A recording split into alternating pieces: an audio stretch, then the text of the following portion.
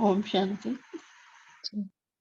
कल के होमवर्क के अकॉर्डिंग था कि जैसे बाबा ने अमृत वेले से रात्रि तक सभी कर्मों के साथ स्मृति स्वरूप होने का हमें मंत्र दिया।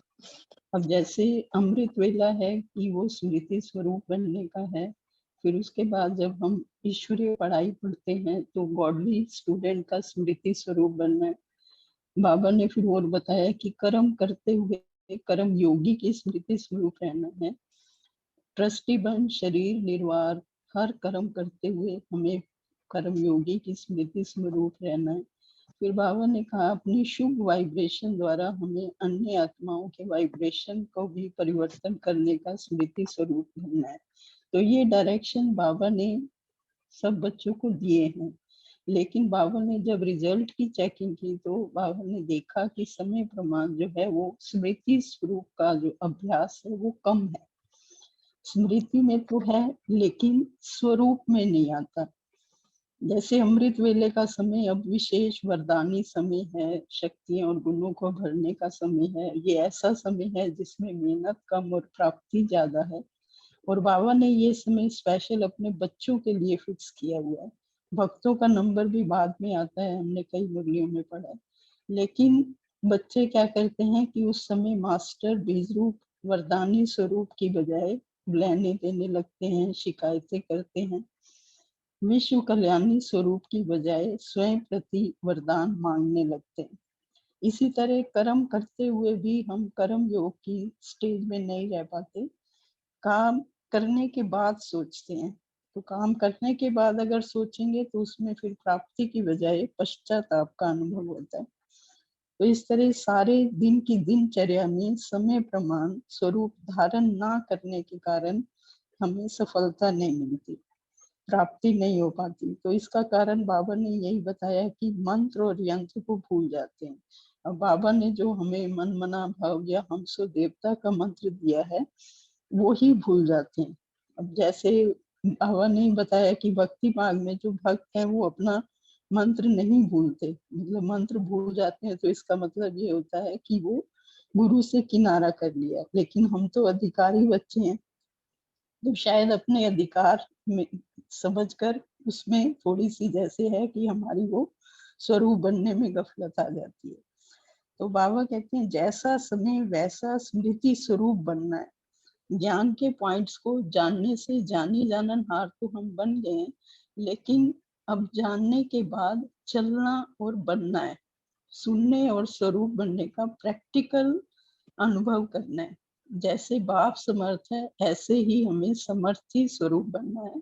हम बाबा के अधिकारी बच्चे हैं तो शक्ति दो, मदद दो, ये कहने की दरकार नहीं है। मदद मिलने का रास्ता ही है हिम्मत। हिम्मते बच्चे बंदे बाप। तो मांगने से मदद नहीं मिलेगी, हिम्मत रखने से लाख गुना मदद मिलेगी। तो बाबा ने कहा कि हमेशा ये स्टेज रखो, जैसी स्टेज है वैसे स्वरूप का अभ्यासी बनना है। जो हो, जैसे हो, जिसके हो, ये स्मृति में रहना है। ओम शांति। बहुत अच्छा मीना बहन। अभी और इस ग्रुप से कोई भाई बहन है तो वो भी बोल सकते हैं। मीनाक्षी बहन है जी। चलिए, है ना, अभी मुरली की तरफ बढ़ते हैं। आज की मुरली भी काफी अच्छी भी है और बड़ी भी है। मीनाक्षी सॉरी मीना मखीजा बहन पढ़ेंगे आज की मुरली। जी मीना बहन। ओम शांति। ओम शांति। आज की मुरली पे जाने से पहले जो हमने पिछले हफ्ते मुरली की थी उसको 2 मिनट 3 मिनट में रिवाइज कर लेते हैं। पिछले हफ्ते की जो मुरली हमने पढ़ी थी वो थी ब्राह्मणों की 2 निशानियां, निश्चय और विजय। तो बाबा चारों ओर के ब्राह्मण बच्चों की विशेष 2 निशानियों को देख रहे थे और बाबा ने कहा था ब्राह्मण अर्थात निश्चय बुद्धि और निश्चय बुद्धि अर्थात विजयी। तो ये 2 निशानियां जब चेक कर रहे थे तो ये परिणाम मिला कि निश्चय बुद्धि तो 100% है, पर विजय में अंतर पड़ जाता है। और वो अंतर इसलिए पड़ता है क्योंकि निश्चय का जो फाउंडेशन है वो चारों ओर से उतना मजबूत नहीं है और अगर एक भी कोना कमजोर होता है तो हलचल हो जाती है। तो 4 कोने जो बाबा ने बताए थे वो थे बाप में संपूर्ण निश्चय, स्वयं में संपूर्ण निश्चय, ब्राह्मण परिवार में निश्चय और श्रेष्ठ संगम युग में निश्चय। तो ये चारों ही फाउंडेशन मजबूत करने हैं। और बच्चे कहते हैं कि बाबा आपने तो संपूर्ण निश्चय, आप में तो संपूर्ण निश्चय है, मैं जो हूँ, जैसी हूँ, आपकी हूँ। बाबा भी यही कहते हैं, आप जो हैं, जैसे हैं, मेरे हैं। परंतु बाबा पूछते हैं, बाप जो है, जैसा है, वैसे उसको क्या मानकर तुम चलते हो? तो कई बच्चे बहुत भोले बन जाते हैं। तो बाबा कहते हैं, दिलाराम को दिल के भोले बच्चे तो बहुत पसंद हैं, लेकिन कई आत्माएं बातों में भोले बन जाते हैं, कहीं कर्म में भोले बन जाते हैं। तो इसके लिए बाबा ने पिछले हफ्ते की मुरली में कहा था कि बातों के भोले नहीं बनो, नहीं तो स्वयं ही स्वयं को धोखा दोगे। त्रिकालदर्शी स्थिति पर स्थित रहो और तीनों कालों को जानते हुए बात करो और उसके परिणाम को जानकर ही पुरुषार्थ करो। दूसरा बाबा ने कर्म के भोले के लिए क्या कहा था कि आदि मध्य अंत को जानते हुए, कर्म के परिणाम को समझते हुए, कर्मों की गुह्य गति को जानते हुए ही कर्म करो। ये तो हुआ बाबा पर निश्चय। सेकंड कोना क्या था? स्वयं में निश्चय नहीं है। तो क्या गीत गाते हैं बच्चे? पता नहीं कर पाऊंगी या नहीं, पता नहीं मिलेगा या नहीं, पता नहीं बाबा मेरी मदद करेंगे या नहीं, पता नहीं मुझे सफलता मिलेगी भी नहीं। तो बाबा बोलते हैं कि अपने श्रेष्ठ स्वमान में रहो और मास्टर सर्वशक्तिमान बनकर अपने इस निश्चय की शक्ति को जागृत करो। तीसरा बाबा ने बोला था कि हम बच्चे ऐसा तो बोलते हैं कि बाबा हम आपको देखकर आए, हमने वादा किया, हम ब्राह्मण बने, बट हमें ब्राह्मण परिवार से कोई मतलब नहीं है। ये जो ब्राह्मण परिवार है ना, इसमें बहुत खिटपिट होती है और इसलिए हमें उनके साथ कोई संबंध नहीं निभाना है। तो बाबा क्या कहते हैं? बाबा कहते हैं कि तुम्हें मुक्ति का वर्षा लेना है क्या, या जीवन मुक्ति का वर्षा लेना है? जहां जीवन मुक्ति है वहां तो राजधानी स्थापन हो रही है, तो राजधानी में तो हमें ब्राह्मण परिवार के साथ मिलकर ही चलना पड़ेगा ना। अगर विजय माला बनेगी, चाहे कितने भी मोतियों की बने, तो उस माला तो परिवार से ही बनेगी ना, संगठन से ही बनेगी। तो ये तीसरे कोने की इंपॉर्टेंस थी कि ब्राह्मण आत्माओं के साथ संबंध। चौथी बात जो बाबा ने बताई थी वो थी पुरुषोत्तम संगम युग है और पता नहीं कब विनाश हो जाएगा। तो हम लोग बच्चे बहुत क्वेश्चंस करते हैं बाबा से कि बाबा आप कब से तो कह रहे हो कि विनाश होगा, विनाश होगा, विनाश तो अभी हुआ ही नहीं। तो अच्छा ठीक है, हम फिर आलस अलबेलेपन में आ जाते हैं और जब समय आएगा तब तैयार हो जाएंगे। तो बाबा कहते हैं कि फिर तो बेटा समय को मार्क्स मिल जाएंगे, फिर आपको तो मार्क्स नहीं मिलेंगे। मार्क्स तो सिर्फ उसी बच्चे को मिलेंगे जो समय से पहले ही तैयार हो जाएंगे। तो कहने का मतलब ये था कि ये जो चारों निश्चय की फाउंडेशन है, इसको हमें स्ट्रॉन्ग करना है। इसके साथ एक और बहुत अच्छी बात बाबा ने बोली थी कि बच्चे ना होशियारी भी बहुत करते हैं। तो पहली होशियारी क्या है कि कई बच्चों की नजदीक की नजर बहुत तेज है और कई बच्चों की दूर की नजर बहुत तेज है। तो जो नजदीक की नजर है उसमें तेज को अच्छा मानते हैं क्योंकि वो स्वयं को परिवर्तन करते हैं और पर चिंतन और पर दर्शन को छोड़ देते हैं और दूर रहते हैं। दूसरी होशियारी क्या करते हैं बच्चे? बाबा को ये जस्टिफिकेशन देते हैं कि मैं तो सच की राह पर चल रही हूँ, पर जैसे ही झूठ मेरे सामने आता है ना तो मैं फिर अपने होश खो देती हूँ, जोश में आ जाती हूँ, क्रोध करने लग जाती हूँ। तो क्रोध करना, जोश में आना, ये भी तो असत्यता ही है ना। और सत्यता को सभ्यता से करना है, ऐसा बाबा ने बोला था। और हम सबको बाप समान बनना है और होशियारी की बातें छोड़ देनी है। तो ये समरी में था जो हमने पिछले हफ्ते पढ़ा था। आई होप सबको याद आ गया होगा। अब हम आज की वाणी पर बढ़ते हैं।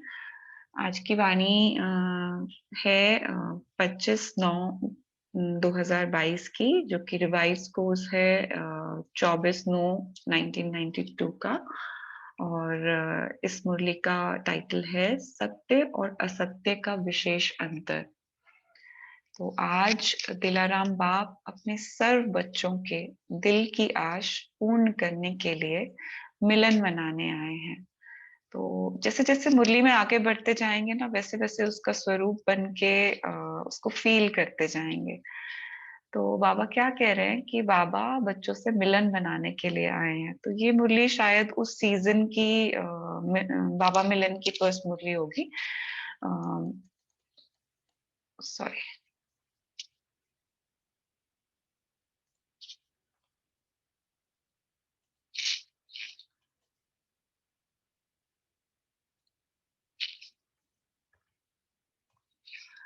तो अव्यक्त रूप में तो सदा सर्व बच्चे मिलन मनाते रहते हैं, फिर भी व्यक्त शरीर द्वारा अव्यक्त मिलन मनाने की शुभ आश रखते हैं। इसीलिए बाप को भी अव्यक्त से व्यक्त में आना पड़ता है। तो हम सब बच्चे अव्यक्त रूप में तो बाबा के पास मिलन मनाते ही रहते हैं, बट अभी बच्चे चाहते हैं कि इस व्यक्त शरीर द्वारा भी अव्यक्त मिलन मनाएं। तो अव्यक्त मिलन मनाने के लिए बाबा को भी अव्यक्त से व्यक्त में आना पड़ता है, व्यक्त बच्चों से मिलने के लिए। बाप दादा इस समय चारों ओर देश विदेश के बच्चों को देख रहे हैं। मन से मधुबन में हैं, आप साकार में हो और अनेक बच्चे अव्यक्त रूप से मिलन मना रहे हैं। तो जब बाबा मिलन होता है तो डायमंड हॉल में बहुत बच्चे मधुबन में होते हैं, पर जो बच्चे अपने लौकिक स्थानों पर होते हैं वो बाबा से अव्यक्त रूप में मिलन मनाते हैं। बाप दादा भी सर्व बच्चों के स्नेह का रिटर्न दे रहे हैं। बाबा भी जानते हैं कि हम बच्चे बाबा को बहुत प्यार करते हैं, जहां भी हैं, लेकिन याद द्वारा बाप के समीप दिल में हैं। सबके स्नेह के साज बाप दादा सुन रहे हैं।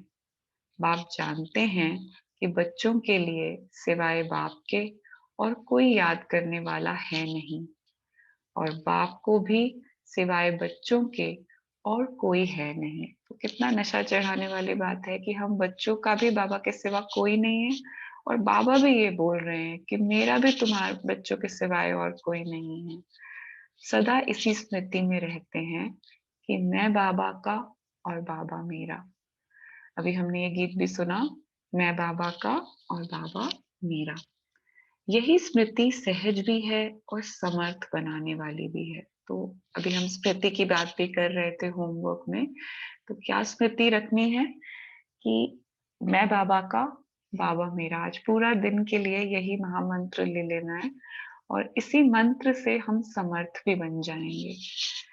ऐसा स्मृति स्वरूप स्नेही बच्चा साकार में तो क्या, लेकिन स्वप्न में भी कभी असमर्थ हो नहीं सकता। तो अपने आप को चेक करें कि क्या हम इतनी स्मृति में रहते हैं। बाबा तो इसके लिए बोल रहे हैं कि अगर कोई ऐसा बच्चा है जो इस स्मृति में रहता है, उसका स्वप्न में भी वो असमर्थ नहीं हो सकता। असमर्थ होना अर्थात, अब आप असमर्थ होने का मतलब बता रहे हैं कि मेरा बाबा के बजाय कोई और मेरापन आ जाता है। एक मेरा बाबा, यह है मिलन मनाना। अगर एक के बजाय दो मेरा हुआ तो क्या हो जाता है? वह है मिलना और वह है झमेला। तो अगर एक से ज्यादा होगा तो बाबा उसको बोलते हैं झमेला। आगे बाबा और उसको अच्छे से एक्सप्लेन कर रहे हैं कि कई बच्चे समझते हैं बाबा तो मेरा है ही, लेकिन और भी एक दो को मेरा करना ही पड़ता है। जैसे हम बोलते हैं ना कि लौकिक बच्चे हैं, वो हमारी रचना है, हमें उनका तो करना ही पड़ेगा, ये मेरे माँ बाप हैं, ये मेरे युगल हैं, है ना। तो कहीं ना कहीं हम बाबा के साथ उनको भी मेरा कर लेते हैं। कहते तो हैं और कोई नहीं, सिर्फ एक आधार चाहिए, लेकिन वायदा क्या है? वायदा है एक बाप दूसरा ना कोई, और एक बाप दूसरा ना कोई, या एक बाप।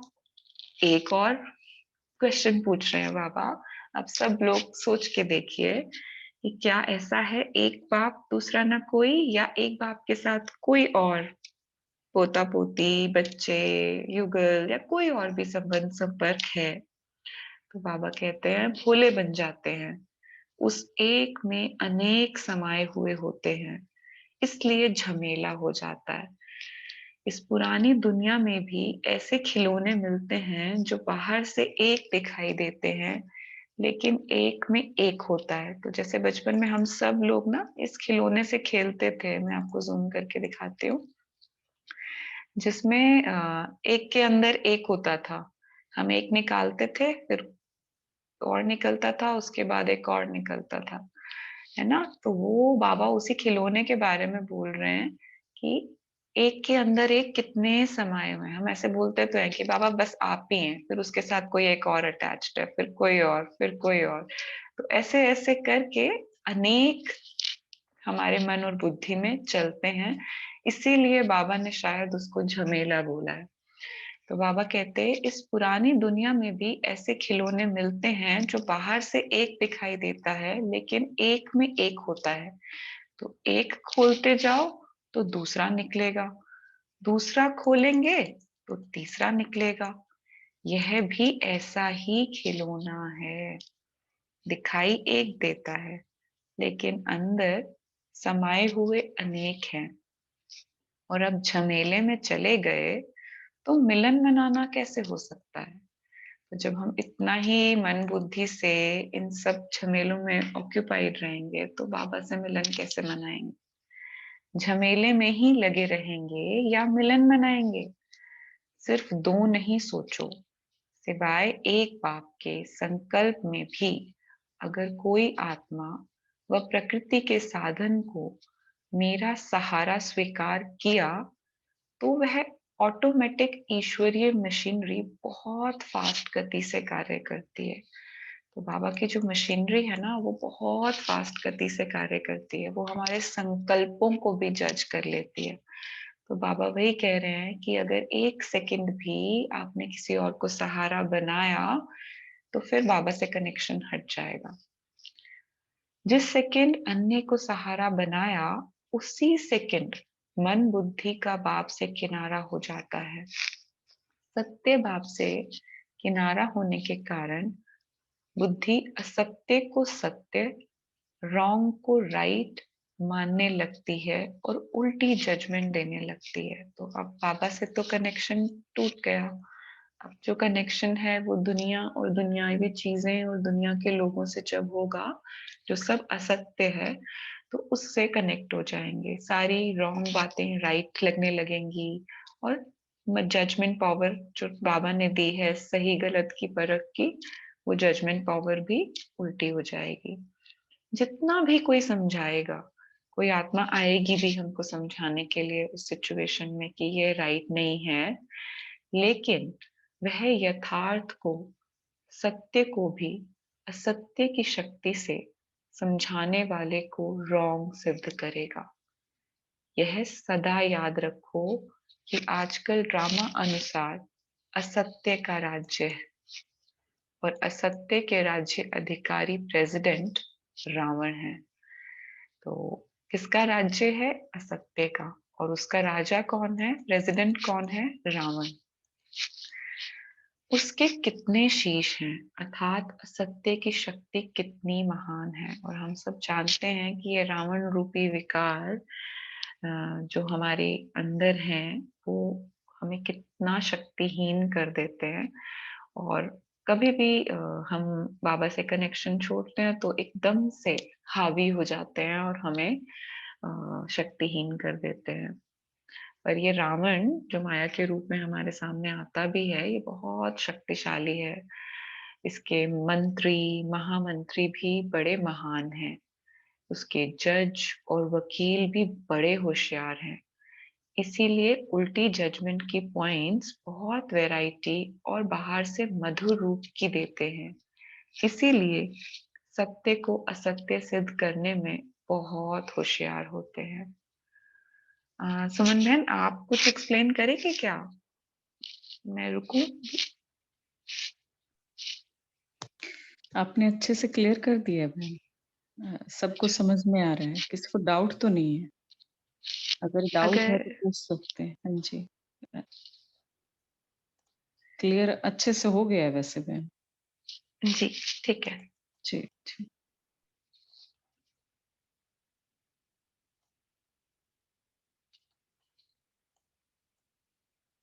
तो आगे बढ़ते हैं। अब बाबा क्या कहते हैं? बाबा कहते हैं कि लेकिन असत्य और सत्य में विशेष अंतर क्या है? असत्य की जीत अल्पकाल की होती है और असत्य का राज्य भी अल्पकाल का है। सत्यता की हार अल्पकाल की और जीत सदाकाल की है। तो बाबा सत्य और असत्य में डिफरेंस बता रहे हैं कि अगर मान लो असत्य जीत भी गया तो वो जीत अल्पकाल की होगी और असत्य का जो राज्य होगा वो भी अल्पकाल का ही होगा। अब जैसे आजकल बारिश का मौसम है तो सपोज सूरज है, अब उसको बादल ढक सकते हैं। अब बादल उसको ढकेंगे तो सूरज की रोशनी हो सकता है थोड़ी सी कम हो जाएगी, नहीं दिखाई देगा। तो जैसे ही बादल हटेंगे सूरज की रोशनी फिर से दिखाई देगी। तो सत्य छुप सकता है बट उसका जो सत्य है वो अल्टीमेटली जैसे कहते हैं ना बाबा की, सत्य की नाव हिलेगी डुलेगी बट डूबेगी नहीं। तो अंत में जो विजय होगी वो सत्य की ही होगी और असत्य की विजय जो होगी वो अल्पकाल के लिए ही होगी। असत्य के अल्पकाल के विजयी उस समय खुश होते हैं। अब जब हम देह अभिमान में होते हैं या जैसे पहले हम लौकिक में थे तो स्थूल रूप में जब हमारी कोई बात मान लेता था या हमें उस टाइम कुछ अचीवमेंट हो जाती थी तो हम बहुत खुश होते थे। पर अब समझ में आया कि क्या सत्य है और क्या असत्य है, और जब देह अभिमान छोड़ा तो वो सारी चीजें स्थूल लगने लग गई। तो असत्य के अल्पकाल के विजयी उस समय खुश होते हैं जितना थोड़ा समय खुशी मनाते व अपने को राइट सिद्ध करते, तो समय आने पर असत्य के अल्पकाल का समय समाप्त होने पर जितनी असत्यता के वश मौज मनाई उतना ही 100 गुना सत्यता की विजय प्रत्यक्ष होने पर पश्चाताप करना पड़ता है। ये लाइन बहुत ध्यान से सुनेंगे कि अगर हमने अल्पकाल के लिए असत्यता में खुशी भी मनाई, अपने आप को राइट भी सिद्ध कर लिया, तो समय आने पर प्लीज अपना माइक म्यूट कर लेंगे सभी। तो समय आने पर असत्य के अल्पकाल का समय जब समाप्त हो जाएगा और सत्यता प्रत्यक्ष होगी तो उतना ही 100 गुना सत्यता की विजय प्रत्यक्ष होने पर पश्चाताप करना पड़ता है, क्योंकि हमने उस असत्यता के वश में आकर बाबा से किनारा कर लिया। तो फिर खुद ही अपने आप से ग्लानि होने लगती है कि मैं किस डायरेक्शन में चली गई और मुझे कहाँ जाना था। तो बाबा यही कहते, उतना ही 100 गुना सत्यता की विजय प्रत्यक्ष होने पर पश्चाताप करना पड़ता है, क्योंकि बाप से किनारा स्थूल में किनारा नहीं होता। स्थूल में तो स्वयं को बहुत ज्ञानी समझते हैं, लेकिन मन और बुद्धि से किनारा होता है। और बाबा से किनारा हो गया तो फिर असत्यता अपने आप ही हमारे ऊपर हावी होती रहेगी। और बाप से किनारा अर्थात सदा काल की सर्व प्राप्तियों के अधिकार से संपन्न के बजाय अधूरा अधिकार प्राप्त होना। तो प्राप्तियां भी उसी ही प्रोपोर्शन में कम होती जाएंगी।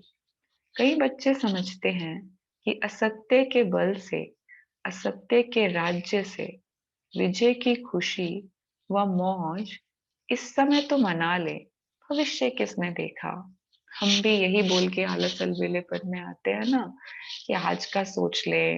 कितना जैसे लौकिक में बोलते भी थे, और जो अज्ञानी आत्माएं होती हैं वो भी बोलती है ना कि कितना टाइम से विनाश विनाश कर रहे हैं, विनाश तो कुछ हुआ ही नहीं। और अभी आज के लिए तो जी लें, आज का मोमेंट तो जी लें, भविष्य किसने देखा है, कौन देखेगा। हम भी भूल जाएंगे, सब भूल जाएंगे। तो बाबा कहते कि ये असत्य की जजमेंट है। भविष्य वर्तमान की परछाई है। बिना वर्तमान के भविष्य नहीं बनता। तो जैसा हम आज बीज बोएंगे वैसा ही हम फल काटेंगे ना। तो अगर हमने पुरुषार्थ ही नहीं किया होगा तो फिर हम क्या पढ़ पाएंगे। इसीलिए बाबा कहते असत्य के वशीभूत आत्मा वर्तमान समय भी अल्पकाल के सुख के नाम मान शान के सुखों के झूले में झूल सकती है और झूलती भी है, लेकिन अतीन्द्रिय अविनाशी सुख के झूले में नहीं झूल सकती। तो कहने का भाव ये है कि जो भी असत्य के वशीभूत आत्माएं हैं वो अल्पकाल के लिए नाम मान शान इन सबको सुख समझेगी और उसी झूले में झूलेगी भी। पर हम ब्राह्मण आत्माएं क्योंकि अब डिफरेंस समझ चुकी हैं तो उस अविनाशी सुख की अनुभूति करेंगी जो कि नाम मान शान से कनेक्टेड ही नहीं है। अल्पकाल के शान मान और नाम की मौज मना सकते हैं, लेकिन सर्व आत्माओं के दिल के स्नेह का, दिल की दुआओं का मान नहीं प्राप्त कर सकते। तो बाबा कह रहे हैं कि आप ऐसा तो कर सकते हैं कि अल्पकाल के लिए नाम मान शान की मौज मना सकते हैं, बट ऐसा जरूरी नहीं है कि आपको सर्व आत्माओं के दिल का स्नेह और उनकी दुआएं मिले। क्योंकि आपका जो भी एक्ट है ना वो आपको अपना नाम मान शान दे रहा है, और हो सकता है आपके उस नाम मान शान में कई आत्माओं को बहुत दुख भी पहुंच रहा हो, उनको हर्ट भी हो रहा हो। तो बाबा कहते हैं कि उन सब की दिल का स्नेह और दिल की दुआएं आपको प्राप्त नहीं होंगी। और हमको तो पता है कि दुआओं की कमाई हमें करनी है और वही हमारे साथ जाएगी। ये स्थूल कमाई तो हमारे साथ नहीं जाएगी। दिखावा मात्र मान पा सकते हैं, लेकिन दिल से मान नहीं पा सकते। हो सकता है वो लोग हमारे सामने हमें बहुत इज्जत करें, बट मन ही मन वो हमें दिल से मान नहीं दे रहे होंगे, स्थूल में दे रहे होंगे। तो हमें कैसा बनना है? हमें ऐसा बनना है कि जो भी आत्मा हमारे सामने आए वो सिर्फ दिखाने के लिए हमारे साथ अच्छा बिहेव ना करे, बल्कि हमारे गुणों से और हमारे स्वरूप से इम्प्रेस हो। दिखावा मात्र मान पा सकते हैं, लेकिन दिल से मान नहीं पा सकते। अल्पकाल का शान मिलता है, लेकिन बाप से सदा दिल तक नशीन का शान अनुभव नहीं कर सकते।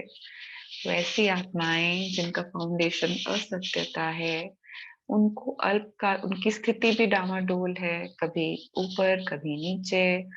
तो कभी उनको वो ताज मिलेगा और कभी ताज नहीं मिलेगा, कभी एक रस होंगे कभी नहीं होंगे।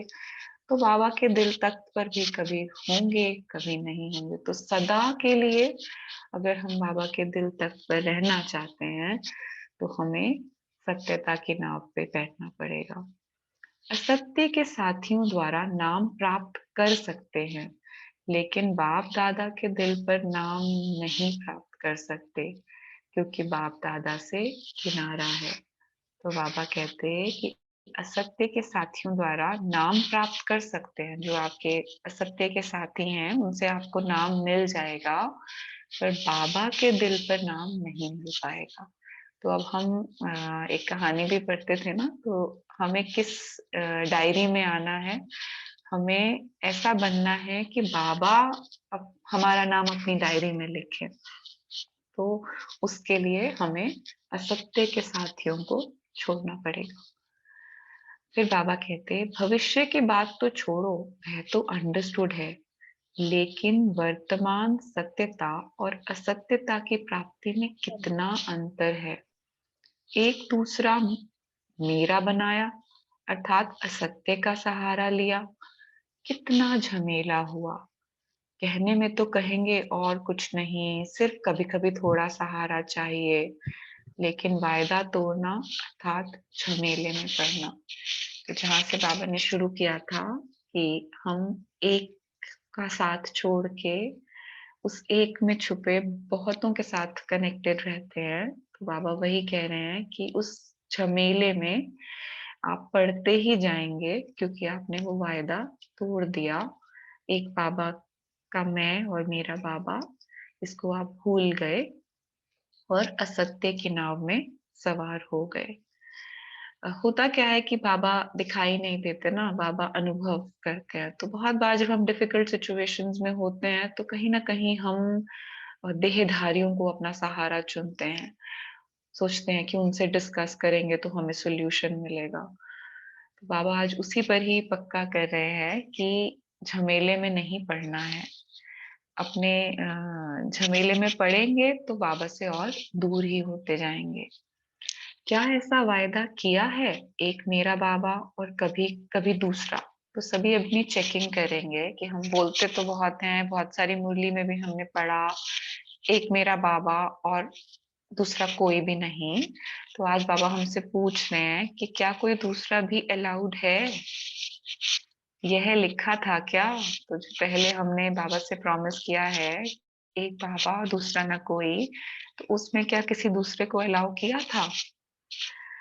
चाहे अल्पकाल के नाम मान शान का सहारा लो, चाहे व्यक्ति का लो, चाहे वैभव का लो, जब दूसरा ना कोई तो फिर दूसरा कहाँ से आया? अब पापा बोल रहे हैं कि फिर दूसरा आया कहाँ से? यह असत्य के राज्य के झमेले में फंसाने की चतुराइयां हैं। बाबा बहुत अच्छे से हम बच्चे को जानते हैं, इसीलिए बाबा कहते हैं कि ये असत्य के राज्य के झमेले में फंसाने की चतुराइयां हैं। जैसे बाप कहते हैं ना, मैं जो हूं जैसा हूं वैसा मुझे नंबरवार जानते हैं, ऐसे असत्य के राज्य अधिकारी रावण को भी जो है जैसा है वह वैसे सदा नहीं जानते हैं। कभी भूल जाते हो, कभी जानते हो।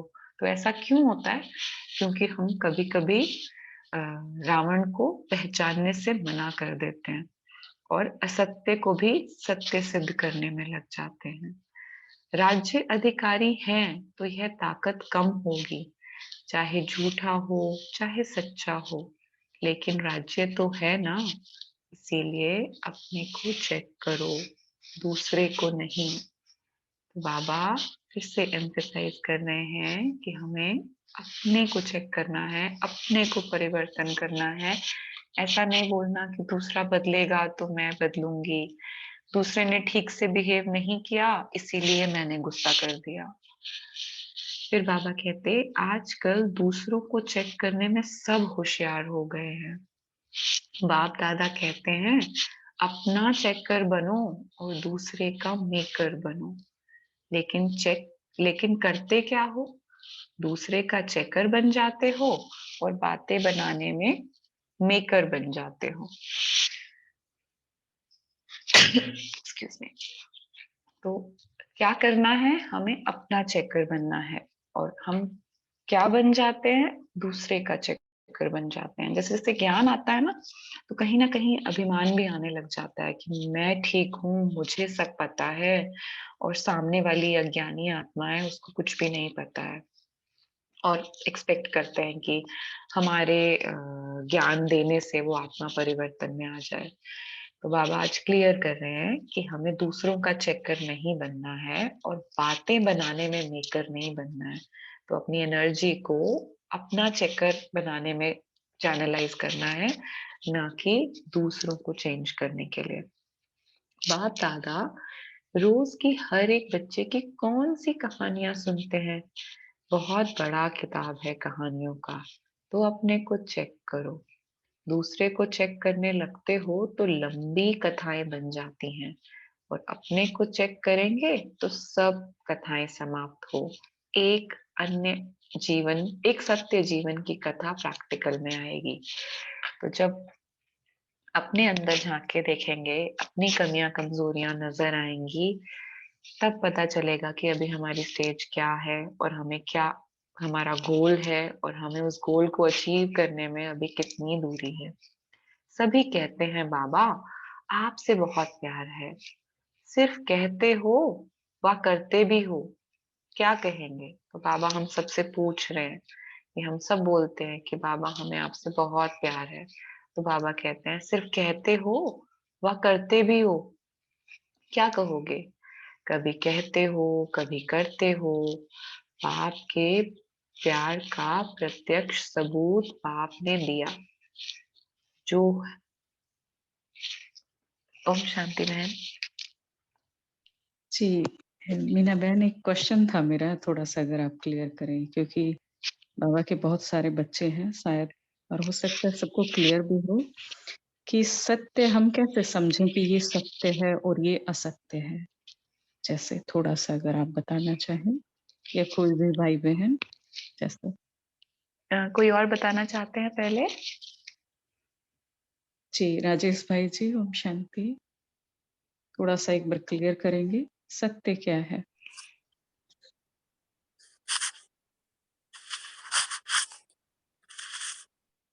किरण पांडे बहन, आपने अनम्यूट किया था, आप बोलेंगे?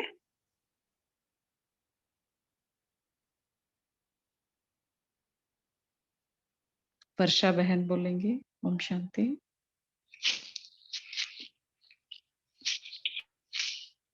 जी, भाई जी बोलिए, ओम शांति। ओम शांति बहन।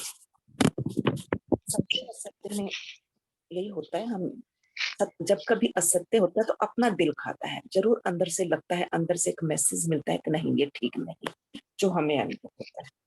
ओम शांति। जी, वर्षा बहन बहुत अच्छे। राजेश भाई जी, ओम शांति।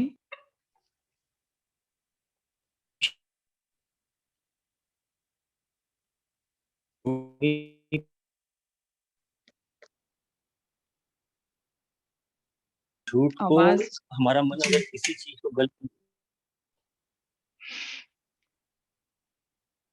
अब क्लियर है? हाँ जी, भाई अभी जी। है आवाज? जी, जी, जी, भाई जी। है वो हमेशा रहता है, सदा होता है, इटर्नल होता है। लेकिन झूठ थोड़े समय के लिए होता है, और कभी कभी जैसे मन किसी गलत बात को भी कर रहा है। जी, जी, भाई जी, थोड़ा-सा डिस्टर्बेंस है, आवाज़ क्लियर नहीं है भाई जी। जी, नीतू बहन बोलेंगे, ओम शांति। जी। दीदी ओम शांति। दीदी ऐसे अगर अपन जो बाबा ज्ञान के पॉइंट लेके चले तो जो बाबा श्रीमत देता है अगर उस अनुसार हम चलते हैं तो हम कह सकते हैं कि हम सत्य की राह पर चल रहे हैं। और बाबा कहते हैं कि सत्य की नाव हिलेगी डुलेगी लेकिन डूबेगी नहीं, क्योंकि नाव का खिवैया तो बाबा है। और हिलेगी डुलेगी इसलिए क्योंकि ये समय कलयुग रूपी समय है, और इस समय पर अगर हम बाबा की श्रीमत अनुसार चलते हैं तो लोग समझ भी नहीं पाते हैं उसको, और फिर उसको कई लोग उसके अगेंस्ट भी हो जाते हैं। तो इसलिए बाबा कहते हैं जो सत्य की नाव है वो हिलेगी डुलेगी, क्योंकि जो सागर है वो तो कलयुग का है ना, तो विषय सागर है। अब इस विषय सागर में हम ऊपर होके चल रहे हैं, बाबा की नाव में बैठ के चल रहे हैं, इससे ऊपर उठ के चल रहे हैं। हाँ, तो वो मुझे लगता है जो श्रीमत है बाबा की उस अनुसार चले तो हम सत्य की राह पर है। और अगर रावण की मत पर चलते हैं तो वो असत्य में असत्य हो जाता है। तो बाबा की जो अगर श्रीमत पे चलेंगे तो हम हल्के रहेंगे, संतुष्ट रहेंगे, जीवन भी अच्छा बनेगा। और हुँ, अगर रावण की मत पर चलते हैं तो फिर वही है, विषय सागर में फंसे रहेंगे, दुखों के कांटों में फंसे रहेंगे। बाबा जो कहता है जंगल कांटों के जंगल में फंसे रहेंगे। तो यही मुझे लगता है कि ऐसा है। जी। ओम शांति। जी बहन, बहुत अच्छा बताया आपने। जैसे सबको पता है कि बाबा को क्या कहते हैं, सत्यम शिवम सुंदरम, बाबा है ही सत्य, है ना? और जैसा वर्षा बहन ने बताया कि ये हमने पढ़ भी रखा है कि कहते हैं अंतरात्मा की आवाज़ सुनिए। अंतरात्मा जो है हमारी अंदर से वो खुद बता देती है सही क्या है, गलत क्या है, अंदर से मन खाता है। तो सबको पता है सही कर्म क्या है, गलत क्या है, खाता है वो। और कई बार ये भी है कि क्योंकि हम देह भान में रहे हैं, तो थोड़ा-सा क्लियर नहीं हो पाता है। तो सबसे बड़ा सत्य तो शिव बाबा है ना? उसके बाद हम आत्माएँ हैं सत्य, है ना? आत्मा भी सत्य है, बाबा भी सत्य है, और ये ज्ञान सत्य है ना? और कोई नहीं बता सकता है कि कैसे कर्म करना है ना? बहुत सारे शास्त्र हैं, अलग-अलग धर्मों में अलग-अलग मतें हैं, किस पे चलें, क्या करें? लेकिन ये ज्ञान इतना क्लियर है, हर चीज़ बता देता है, और जब आपकी स्थिति नीचे गिरती है, डाउन में आते हैं, तो तब पता चल जाता है कि कहीं न कहीं हम झूठ पे चल रहे थे। वो दुःख, उदासी, चिंता, टेंशन, फ़िक्र जब ये चीज़ें आती हैं, जब ये विकार आते हैं, गुस्सा आता है, तो तब पता चल जाता है कि हम आत्माएँ झूठ में हैं, है ना? चाहे मोह है, अहंकार है, तो ये सारा झूठ है। सच्चाई क्या है? मैं आत्मा ना जब सातों गुणों में आनंद स्वरूप में हूँ, शांति में हूँ, सुख में हूँ, तो यही सच्चाई है और इसी पे हमें निरंतर काम करना है ना? और ज्ञान जब बाबा के ज्ञान पे चलते हैं ना, कई बार जैसे मनमत जो बाबा ने कहा ना, हम अपना ज़रूर करते हैं, चल के देखते हैं एक बार। सीधा बाबा जो श्रीमत देता है ना, उस पे नहीं चलते। और वो बहुत लकी आत्माएँ हैं जो एकदम से निश्चय करके बाबा की श्रीमत पे चलती है, तो उनको उसका फल भी मिलता है। लेकिन जैसे मुझात्मा ने तो एकदम से तो नहीं किया, सारा अनुभव लिया है, एक्सपेरिमेंट है ना, किया कि करके देखें ऐसे भी, है ना? तो वो डिफरेंस भी पता चला, तो ये पक्का हो गया, दोनों रास्ते पे हम चले हैं, है ना? वो दुनिया का रास्ता भी अपना के देखा, बाबा का जो ज्ञान है, उस पे भी चल के देखे, तब क्लियर समझ में आया कि यही सच्चा मार्ग है और यही ऊपर उन्नति की तरफ ले जाता है। वो भी करके देखा, गुस्सा भी करके देख लिया, दूसरों को सुना के भी देख लिया, बोल के भी देख लिया, सब करके देख लिया। दूसरों की कमी-कमजोरियाँ भी देखी, है ना? तो कभी खुशी नहीं मिली, शांति नहीं मिली। अपने अंदर जब परिवर्तन किया, तब खुशी मिली। जी, ओम शांति। मीना बहन बोलेंगी? ओम शांति। ओम शांति। बहुत अच्छा बताया दीदी आप। तो मुरली में आगे चलते हैं। सभी कहते हैं बाबा आपसे बहुत प्यार है, सिर्फ कहते तो हो व करते भी हो, क्या कहेंगे? कभी कहते हो, कभी करते हो। बाप के प्यार का प्रत्यक्ष सबूत बाप ने दिया। जो हो, जैसे हो, मेरे हो। बाबा ने हमें हमारी सारी कमी कमजोरियों के साथ अपनाया है और बाबा अभी फिर से कह रहे हैं कि तुम जो हो, जैसे हो, चाहे तुम्हें ये दुनिया किसी वर्थ का मानती है या नहीं मानती है, मैंने तुम्हें 100% अपना लिया है। पर अब बाबा क्या कहते हैं? लेकिन अभी बच्चों को सबूत देना है। क्या सबूत देना है? बाप कहते हैं जो हो, जैसे हो, मेरे हो। और आप क्या कहेंगे? जो है वह सब आप हो। तो अभी सब चेक करेंगे। बाबा पूछ रहे हैं कि मैंने तो कह दिया कि जो हो, जैसे हो, मेरे हो, तो आप क्या कहेंगे? जो है वह सब बाबा है? ऐसे नहीं, थोड़ा थोड़ा और भी है। बाप से प्यार है, लेकिन कभी कभी असत्य के राज्य के प्रभाव में आ जाते हैं। तो बाबा डीप चेकिंग करा रहे हैं आज कि बाबा तो हमें बहुत प्यार करते हैं, बाबा ने हमें हमारी सारी कमी कमजोरियों के साथ अपनाया है। हमारे में कितनी परसेंटेज कमी है या हमारी बुद्धि अभी भी कहाँ फंसी हुई है, तो वो चेक करना है। अच्छा, चलो बाबा का याद प्यार लेंगे। चारों ओर के यथार्थ सत्य को परखने वाले सच्चे बाप के सच्चे बच्चों को सर्व स्नेह में समाये हुए श्रेष्ठ आत्माओं को सर्व सदा वायदे को निभाने वाली समर्थ आत्माओं को सर्व यथार्थ परखने वाली शक्तिशाली आत्माओं को सर्व याद और सेवा में निर्विघ्न रहने वाले सदा साथ और समीप रहने वाले बच्चों को बाबा का याद प्यार और नमस्ते। हम बच्चों का भी बाबा को याद प्यार और नमस्ते। अब बाबा मधुबन निवासी प्रति कुछ मधुर महावाक्य उच्चार रहे हैं। हम सब जानते हैं कि हम चाहे स्थूल में मधुबन में नहीं रहते, पर बाबा का हमें डायरेक्शन यही है कि हमारा असली घर मधुबन ही है और हम यहाँ पर सेवा के लिए आए हुए हैं। तो अभी आगे की मुरली यही सोच के सुननी है कि हम भी मधुबन निवासी हैं और बाबा जो भी बातें बोल रहे हैं वो हमारे लिए ही बोल रहे हैं। बाबा कहते मधुबन निवासियों को कितने प्रत्यक्ष फल मिलते हैं। मधुबन की विशेषता क्या है जो और कहीं नहीं मिलती? श्रेष्ठ कर्म भूमि पर रहने वाले सदा फॉलो फादर करते हैं। मधुबन की श्रेष्ठता तो यह है कि ब्रह्मा बाप की विशेष कर्म भूमि है। तो मधुबन तपस्या की भूमि है, योग, वहां पर सब लोग, बहुत ही पवित्रता का एटमॉस्फेयर है और योग की शक्ति वहां पर फील होती है ना। तो बाबा यही कह रहे हैं कि वो ब्रह्मा बाप की विशेष कर्म भूमि है। तो मधुबन निवासी जो भी कर्म करते हैं वो फॉलो फादर करते हैं। कर्म भूमि में विशेषता कर्म की है, जो कर्म में फॉलो है। जो भी अमृत वेले से लेकर रात तक कर्म करते हो उसमें फॉलो फादर है। और हम सबको अपने स्थूल घर को भी मधुबन ही बनाना है ना। हमें वही वाइब्रेशंस जो हमें वहां मिलती हैं वही क्रिएट करनी है अमृत वेले से रात तक अपने लौकिक घर में भी। मधुबन निवासियों को और एक्स्ट्रा कर्म भूमि की याद का बल है। वह कर्म में दिखाई देता है, वह देना है। क्या कहेंगे? आप अपने में देखते हो, एक एक कदम सामने लाओ, उठना, बैठना, चलना, बोलना, संबंध संपर्क में आना, सब में ब्रह्मा बाप के कर्म को फॉलो है। तो सभी अपनी चेकिंग करेंगे कि क्या कितनी बाप समान मैं बनी हूँ।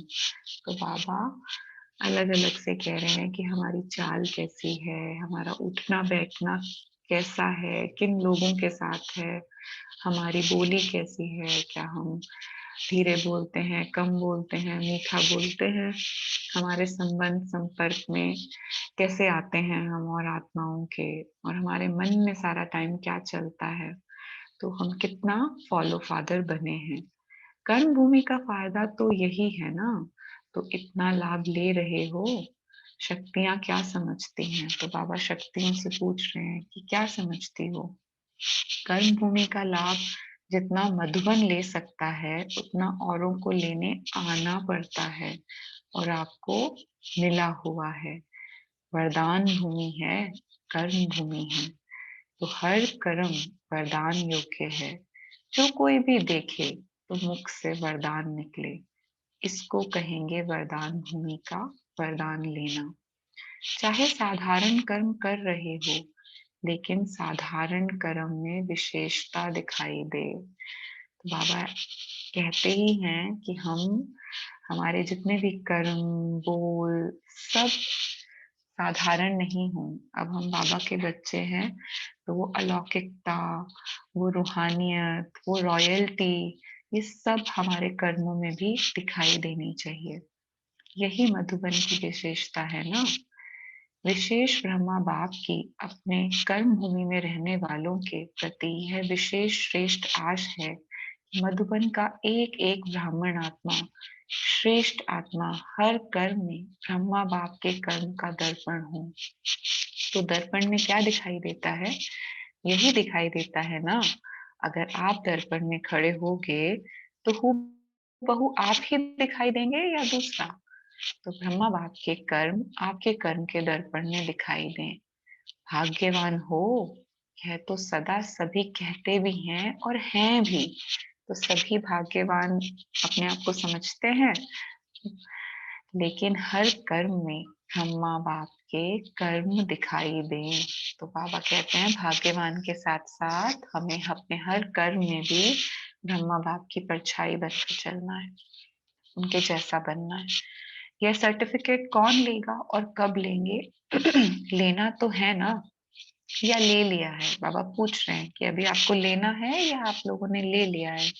जिसने यह सर्टिफिकेट ले लिया है कि हर कर्म में ब्रह्मा बाप के कर्म दिखाई दे रहे हैं, उनका बोल ब्रह्मा का बोल समान, उठना बैठना देखना चलना सब समान। ऐसा सर्टिफिकेट लिया है? जिसको लेना है वह हाथ उठाओ।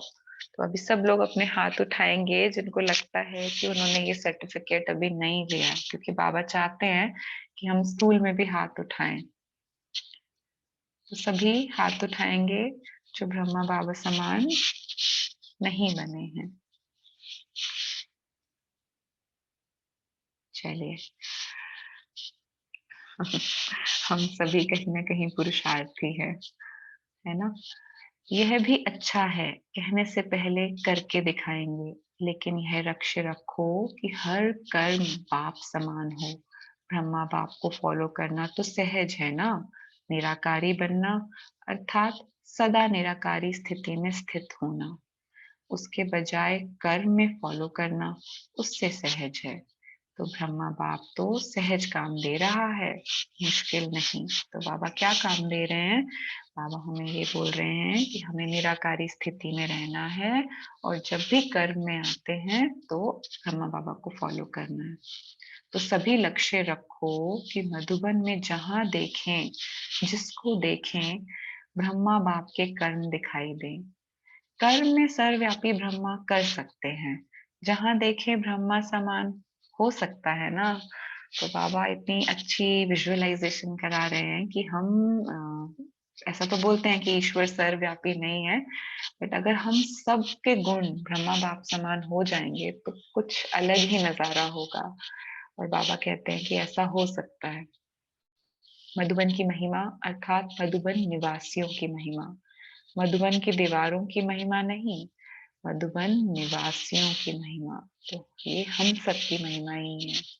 मधुबन की महिमा चारों ओर से रोज सुनते हो ना। मधुबन निवासियों की महिमा जो होती है वह किसकी है? आप सबकी है ना। नशा तो रहता है कि हम मधुबन निवासी हैं, तो सभी को नशा रहता है कि हम मधुबन निवासी हैं और हमारा असली घर मधुबन है। जैसे यह नशा है, वैसे यह नशा भी प्रत्यक्ष दिखाई दे कि यह ब्रह्मा बाप के समान फॉलो फादर करने वाले हैं। तो बाबा चाहते हैं कि यह नशा जो हम अंदर से फील कर पाते हैं वो प्रत्यक्ष रूप में और आत्माओं को भी फील हो। अच्छा, सभी संतुष्ट हो? बाबा पूछ रहे हैं कि हम सभी सेटिस्फाइड हैं या कुछ सैल्वेशन चाहिए, या मुक्ति, जीवन मुक्ति की आशा लेके बैठे हुए हैं कि मोक्ष को पाएंगे।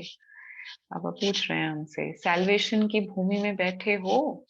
कितने बेफिक्र बैठे हो? शरीर की मेहनत करते हो तो सब बना बनाया मिलता है। तो शरीर की मेहनत नहीं करते हैं, उनको एक्सरसाइज की मेहनत कराते हैं। तो अभी तो शरीर की मेहनत पहले से काफी कम हो गई है, पहले के टाइम में जो होती थी। तो बाबा कहते हैं कि आजकल इसीलिए फोकस जो है वो एक्सरसाइज की तरफ जा रहा है लोगों का। आप तो लकी हो ना जो एक्सरसाइज नहीं करना पड़े, हाथ पांव चलते रहते हैं। तो बाबा ये हमसे एक्सपेक्ट करते हैं कि हम सब में आलस और अलबेलापन नहीं है, और हम स्थूल रूप से भी अपने हाथ पैरों को चलाते रहते हैं, खाली अपने समय को व्यर्थ नहीं करते। बाबा कहते जो मोस्ट इम्पोर्टेंट है, जितना जो हार्ड वर्क करता है उतना वह सेफ है, माया से भी और शरीर की व्याधियों से भी। बुद्धि तो बिजी रहती है ना, और फालतू तो कुछ नहीं चलेगा। तो जो सदा बिजी रहते हैं वे बहुत लकी हैं, इसीलिए अपने को फ्री नहीं करना। चलो बहुत समय कर लिया, अब फ्री हो जाओ। बिजी रहना खुश नसीब की निशानी है। खुश नसीब हो ना, अपने को सदा बिजी रखना। अच्छा, तो हम सभी अपने आप को आज से शायद ये बोलना बंद कर देंगे कि हम बहुत बिजी हैं, क्योंकि बिजी में ही अपने आप को खुश नसीब अनुभव करेंगे। अच्छा, अभी बाप दादा को करके दिखाना, समझा? बाबा बहुत अफर्मेशन करा रहे हैं हमें। ब्रह्मा बाप की विशेषता सूरत में क्या देखी? अब बाबा ब्रह्मा बाप की विशेषता के बारे में बता रहे हैं। गंभीरता के चिन्ह भी और मुस्कुराहट भी। गंभीरता अर्थात अंतर्मुखता, और साथ साथ रमणीकता। तो दो बातें हैं, गंभीरता और रमणीकता। अंतर्मुखी की निशानी सदा सागर के तले में खोए हुए गंभीर मूर्त, मनन चिंतन करने वाला चेहरा। और फिर रमणीक अर्थात मुस्कुराता हुआ चेहरा। तो बाबा चाहते हैं कि गंभीरता और रमणीकता में भी बैलेंस होना चाहिए। ऐसे नहीं कि हम गंभीर हैं और दुनिया से कट गए और हमें किसी से कुछ लेना देना नहीं है। तो दोनों ही लक्षण सूरत में देखे ना, ऐसे आपकी सूरत भी ब्रह्मा बाप के कॉपी स्वरूप हो। सूरत और सीरत से ब्रह्मा बाप दिखाई दे, क्योंकि ब्रह्मा बाप का सेवा स्थान कर्म भूमि तो मधुबन है ना। तो इस भूमि के रहने वालों द्वारा वही कर्म सेवा प्रत्यक्ष होनी चाहिए। इसी आशा के दीपक को सदा जगाओ। ब्रह्मा बाप की आप बच्चों प्रति यही आश है। अब ऐसी दीपावली मनाओ, बाप दादा की इस एक आश का दीपक जलाओ। जब हर एक यह दीपक जलाएगा तो दीपमाला तो हो ही जाएगी ना। दीपमाला में भी देखो, अगर बीच में एक दो दीपक बुझे हुए हों तो अच्छा लगेगा। अगर बीच बीच में एक दो दीपक भी टिमटिमाता है तो अच्छा नहीं लगता। इसीलिए सर्व जगे हुए दीपकों की माला। तो कहीं ना कहीं बाबा चाहते हैं कि हमारा जो दीपक है, आत्मा रूपी दीपक, वो सदा के लिए जलता रहे और उसकी स्टेज कीर्ति कला में नहीं आए। मधुबन निवासी सब जस्टिस होने चाहिए, सेल्फ जस्टिस। कोई भी बात करने के पहले स्वयं जज करो, तो ना स्वयं का समय जाएगा ना दूसरों का। मधुबन तो पीस पैलेस है ना, मन की भी पीस, मुख की भी पीस। तब मधुबन पीस पैलेस से पीस की किरणें फैलेंगी। आप पीस पैलेस वालों से सभी पीस की भिक्षा मांगते हैं, क्योंकि वे स्वयं ही स्वयं से तंग हो रहे हैं। विनाशकारियों के पास अभी तक आपके पीस की किरणें पहुंचती नहीं हैं, इसीलिए कश्मकश में हैं, कभी शांत कभी अशांत। तो उन्हों को शांत करने के लिए पीस पैलेस से पीस की किरणें जानी चाहिए। तब उन्हों की बुद्धि में एक ही फाइनल फैसला होगा, खत्म करेंगे और शांत हो शांति धाम में चले जाएंगे। तो ऐसे भिखारियों को अब महादानी बन महादान व वरदान देने वाले बनो। तो क्या इतनी पीस हमारे अंदर आई है जो हम और आत्माओं को दे पाए? ये चेक करना है। बाप दादा तो सदा समझते हैं कि मधुबन वाले विश्व को बाप दादा के समीप लाने वाले समीप रत्न हैं। तो अब ऐसा सबूत दिखाओ। बाबा हमसे एक्सपेक्ट करते हैं कि हम बाबा को सबूत दिखाएं। जब ब्रह्मा बाप समान सब कॉपियां तैयार हो जाएंगी, जब हम सब ब्रह्मा बाबा की कार्बन कॉपी बन जाएंगे, तब क्या होगा? तब बेहद का बारूद चलेगा, पटाखे छूटेंगे और ताजपोशी होगी। तो बाबा चाहते हैं कि अब हम वो डेट फिक्स करें। तो अभी स्थूल में ही आ, हम सब लोग यहाँ बैठे हुए अपने मन बुद्धि से चेक करेंगे कि हम कितनी कार्बन कॉपी बने हैं और हमारा मन में क्या टारगेट है। तो बाबा यही कह रहे हैं कि डेट फिक्स करो, जब आप सब ब्रह्मा बाप की बिल्कुल फोटोकॉपी होंगे, तब ही यह डेट आएगी। मधुबन निवासी जो चाहे वह कर सकते हैं। तो ये नशा चढ़ाना है कि हम बाबा के बच्चे जो चाहे वह कर सकते हैं। अच्छा, तो अभी सब क्या सोच रहे हो? बाप दादा के पास मन के संकल्पों की ही कैमरा नहीं, लेकिन हर एक के मन में क्या चलता है वह भी बाप दादा स्पष्ट देख रहे हैं। तो अभी हम जो भी सोच रहे हैं ना, बाबा सब उसको देख पा रहे हैं। साइंस वाले तो अभी तक कोशिश ही कर रहे हैं कि ऐसी कैमरा निकालें जो अंदर के संकल्प की रेखाएं मालूम हो जाएं। तो सभी थॉट्स पे बहुत काम हो रहा है ना, कि थॉट की चेकिंग, थॉट गेसिंग, किसी के मन में क्या चल रहा है ना। तो बाबा कहते हैं कि वो तो सब खोज ही कर रहे हैं, बट मुझे सब पता है कि आपके मन में क्या चल रहा है। वे बेचारे मेहनत बहुत कर रहे हैं, यह सब इन्वेंशन करते करते रह जाएंगे और आप तैयार हुए साधन कार्य में लाएंगे। अच्छा, तो महसूस करेंगे बाबा का वरदानी हाथ अपने सर पर। तो बाबा आज क्या वरदान दे रहे हैं? परखने की शक्ति द्वारा कुसंग व व्यर्थ संग से बचने वाले शक्तिशाली आत्मा भव। परखने की शक्ति द्वारा कुसंग व व्यर्थ संग से बचने वाले शक्तिशाली आत्मा भव। है कई बच्चे कुसंग अर्थात बुरे संग से तो बच जाते हैं, लेकिन व्यर्थ संग से प्रभावित हो जाते हैं, क्योंकि व्यर्थ बातें रमणीक और बाहर से आकर्षित करने वाली होती हैं। तो आप ज्ञान में आने के बाद आइडेंटिफाई हो गया कि अच्छा संग नहीं है, उससे तो बच गए, बट क्योंकि शायद इन स्थूल की बातों में अभी भी रस आता है, तो इसीलिए ये व्यर्थ की बातें रमणीक होने के कारण अपनी तरफ आकर्षित करती हैं। इसीलिए बाप दादा की शिक्षा है, न व्यर्थ सुनो, न व्यर्थ बोलो, न व्यर्थ करो, न व्यर्थ देखो, न व्यर्थ सोचो। तो जैसे गांधी जी के 3 बंदर है ना, न सोचो, न बोलो, न करो, तो उसमें बाबा ने 2 ऐड करे हैं कि हमें वेस्ट सोचना भी नहीं है और वेस्ट को करना भी नहीं है। ऐसे शक्तिशाली बनो जो बाप के सिवाय और कोई भी संग का रंग प्रभावित न करे। माया किसी भी फॉर्म में आए पर हमें प्रभावित न कर पाए और हम अपनी शक्तिशाली स्टेज पर हमेशा रहें। परखने की शक्ति द्वारा खराब व व्यर्थ संग को पहले से ही परख कर परिवर्तन कर दो, तब कहेंगे शक्तिशाली आत्मा।